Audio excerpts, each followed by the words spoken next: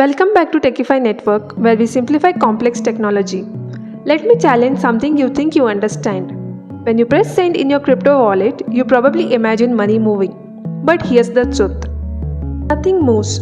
No coins travel, no server transfers funds, no bank approves anything. So what actually happens? Who verifies you? Who stops someone from copying your transaction? And how does the network agree without trusting anyone? Because if you don't understand this, you don't really understand blockchain. And if you are preparing for a Web3 or blockchain career, interviewers will expect you to know this flow. So today, we are going step by step from the exact millisecond you press send to the moment your transaction becomes practically irreversible. Let's break it down, let's begin. So in step 1, you create a transaction. First, nothing magical happens. You are simply creating a digital message. When you press send, your wallet creates a transaction containing sender address, receiver address, amount, transaction fee and digital signature. But wait, how does the network know it's really you? That brings us to something very important, which is step 2, that is digital signature. This is where cryptography enters the picture. Your wallet uses your private key to sign the transaction. You never send your private key. You use it to generate a digital signature. That signature proves that you own the funds, you authorized this transaction, and it hasn't been modified. So this is called asymmetric cryptography, where private key signs and public key verifies. The next step is broadcasting to the network. Now your transaction isn't confirmed yet, it's just broadcasted. Your wallet sends the transaction to a node. That node shares it with other nodes. Within seconds, thousands of nodes receive it. Think of it like shouting in a stadium where everyone hears it but no one has approved it yet. So, in the next step, that is Mempool, this is something many beginners don't know. Your transaction goes into something called Mempool, which is memory pool. It's basically a waiting area for unconfirmed transactions. Here, the transactions are waiting and then the miners or validators pick them.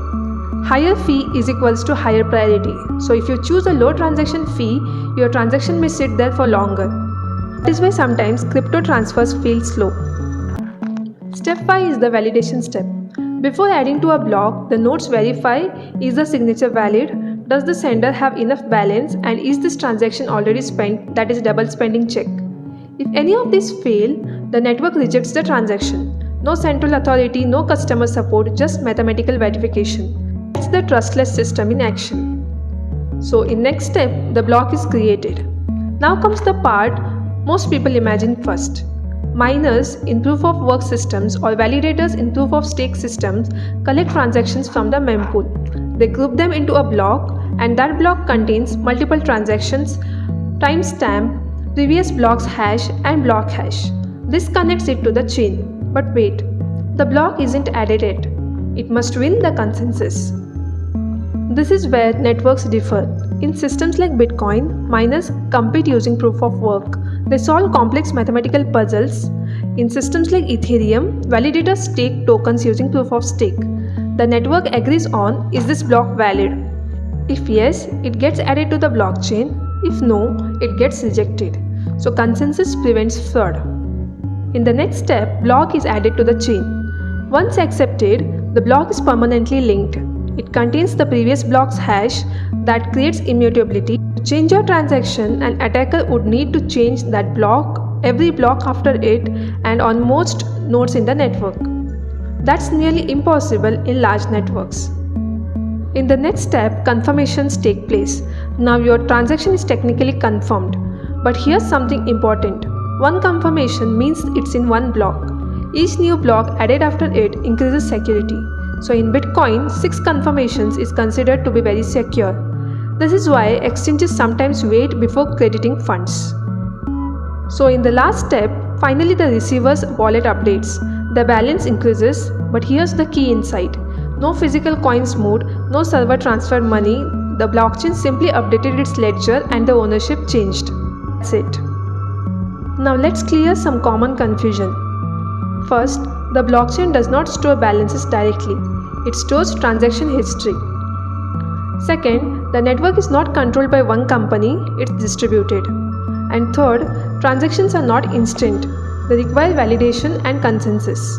But then, why are some networks faster? That is because different consensus mechanisms, block size differences, block time differences, and network congestions. For example, Bitcoin has approximately 10-minute block time, whereas Ethereum has faster block times after upgrades. Design choices impact the scalability. So, can someone reverse your transaction? Technically very difficult, but possible in rare cases like 51% attack or chain reorganizations. However, in large networks, it's extremely expensive. Security comes from decentralization, cryptography, and economic incentives.